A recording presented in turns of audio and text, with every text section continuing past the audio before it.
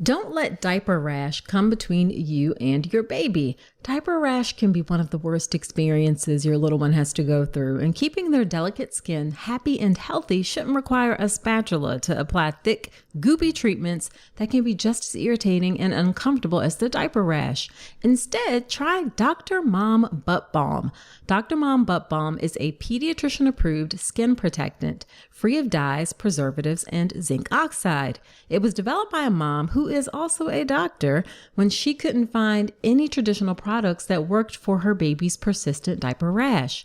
Use just a small amount of Dr. Mom Butt Balm to help soothe your baby's skin and feel good about making the right choice. Nothing comes between you and your baby, not even diaper rash. Check out Dr. Mom Butt Balm, available on Amazon or Walmart.com. Can you eat deli meat in pregnancy? Let's talk about it.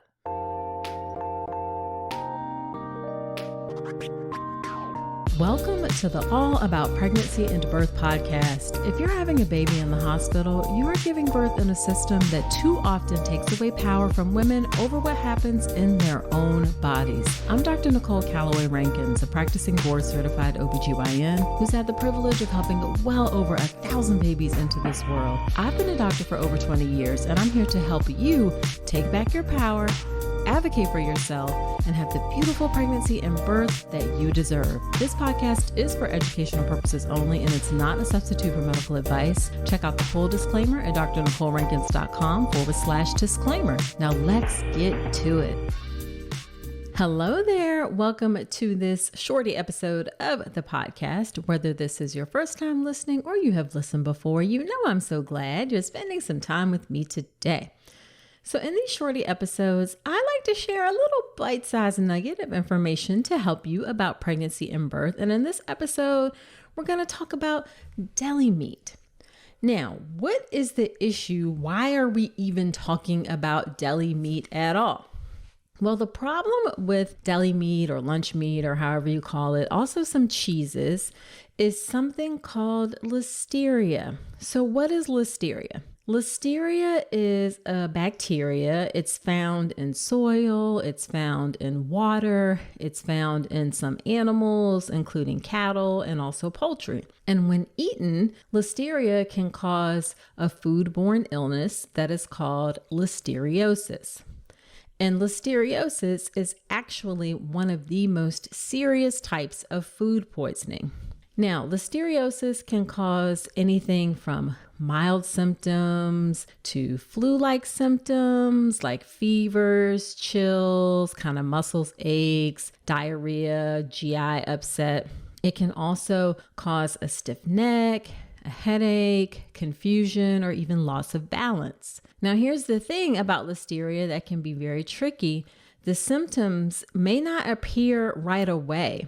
The symptoms can appear as late as 2 months after you have eaten something that contains listeria. And then in pregnancy, many pregnant women actually don't have any symptoms of listeria. If they catch listeria during pregnancy, you may not have any symptoms at all. Now, here's the thing. Even if you don't feel sick, you can pass the infection on to your baby. And listeria in moms is really not that big of a deal. It doesn't cause a lot of problems for the mom, but for the baby, it can cause miscarriage, it can cause stillbirth, it can cause preterm labor.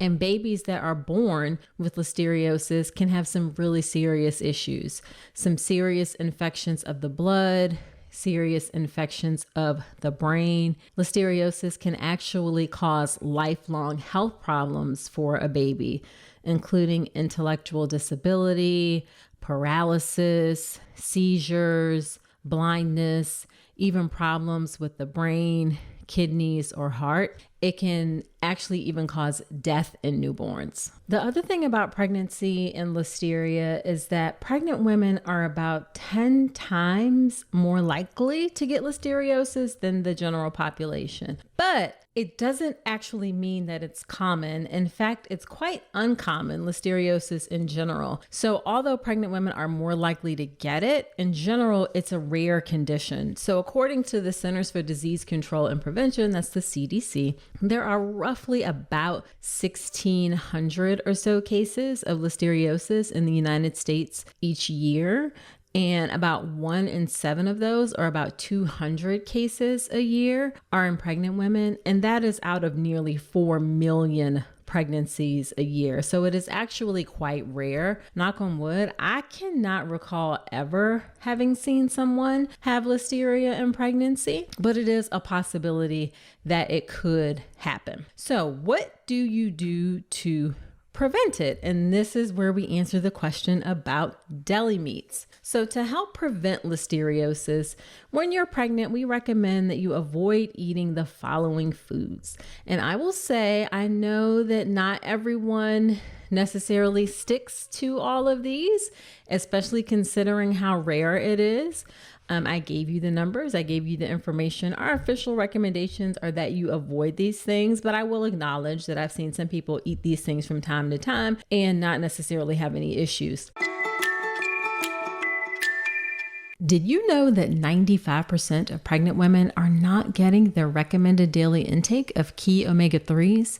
Enter Ritual. Their prenatal contains 350 milligrams of eco-friendly vegan omega-3 DHA in every serving. One of the reasons I like Ritual is that it's a female-founded B Corp, meaning they are holding themselves accountable to not just their company's financial health, but also the health of people and our planet. In addition to those omega-3 DHAs to support baby's brain development, Ritual also has choline and methylated folate to support baby's neural tube development. And the capsules feature a delayed release design to help make it gentle on an empty stomach. Why settle for a multivitamin you're not 100% sure about? Ritual was literally built on trust, so you know it's the real deal. Get 40% off your first month for a limited time at ritual.com/Dr. Nicole. This offer is only available through January 31st. Start Ritual or add Essential for Women Prenatal to your subscription today. That's ritual.com/Dr. Nicole for 40% off.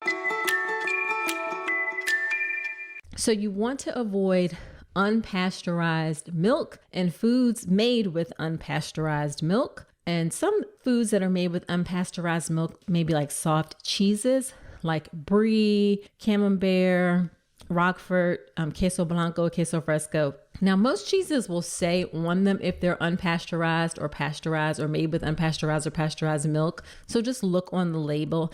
It's not that common that things are made with unpasteurized milk, even those cheeses that I mentioned. So just check the label and see. We recommend that you don't eat hot dogs or deli meats unless they are heated to an internal temperature of 165 degrees Fahrenheit or until steaming hot just before serving. So, sometimes people heat it in the microwave, or if you want to do like a hot patty melt kind of sandwich, then that is considered fine. You want to avoid refrigerated pate. You want to avoid refrigerated meat spreads. You also want to avoid refrigerated smoked seafood like smoked salmon, because that may have listeria. It could be contaminated with listeria. You also want to be sure that you don't eat raw fruits and vegetables that haven't been washed.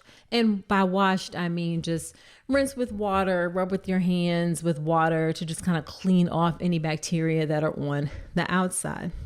You also want to avoid any raw or undercooked seafood, eggs, meat, poultry while you're pregnant. You don't want to eat sushi that's made with raw fish. Cooked sushi is perfectly safe, and a lot, if not most, sushi in the United States has cooked seafood, so it is probably okay. So as long as the seafood is cooked in the sushi, then that is fine to eat. You do want to try and avoid store-made salads like chicken salad, tuna salad that you can buy in the deli. They may be contaminated with listeria. If you want to make those salads at home, perfectly fine. It's just more the store-made ones that may be contaminated. And you also don't want to eat raw or lightly cooked sprouts. And the reason for all of these things is that the only way to kill listeria is through cooking and through pasteurization. Pasteurization is just when something gets heated up just a little bit. It's not quite to boiling. It just gets heated up a little bit to kill the bacteria. So only cooking and pasteurization are the ways that can kill listeria. And again, I will acknowledge listeria is rare. So, make your own decision about whether you want to take the risk of eating some deli meat. But our official recommendations are you should heat it up before you do so. Okay, some other things you want to do, and these are things we should be doing in general, right? Obviously, wash your hands with soap and water before and after you do any food prep. You want to wash your cutting boards, your counters, utensils with hot soapy water after there's any contact with raw meat or poultry, seafood, any unwashed fruits and vegetables. In our house for cutting boards, we have separate cutting boards for meats, like a couple cutting boards that are just for meats, couple cutting boards that are just for vegetables. That way you don't have that cross-contamination. Also, of course, wash your knife in between. You don't want to chop some chicken or, dice some chicken and then turn around and dice your vegetables without cleaning the knife. So just remember those little things as well. Okay, so that's it for the episode. To answer the question, can you eat deli meat in pregnancy? Yes, you can. Again, the official recommendation is to heat it to an internal temperature of 165 degrees Fahrenheit or until it's steaming hot just before serving. All right, so there you have it. Please share this episode with a friend. Sharing is caring. It helps me to reach and serve more people, and it helps your friend too, so she can get all this great information that's in the podcast. Also, subscribe to the podcast wherever you are listening to me right now. I would so appreciate you hitting that subscribe button, and come follow me on Instagram. I'm on Instagram at Dr. Nicole Rankins. You can get more great pregnancy and birth information there. Also, shoot me a DM if you have any ideas or things you want me to talk about on the podcast. My DMs are open. So that's it for this episode. Do come on back next week, and remember that you deserve a beautiful pregnancy and birth.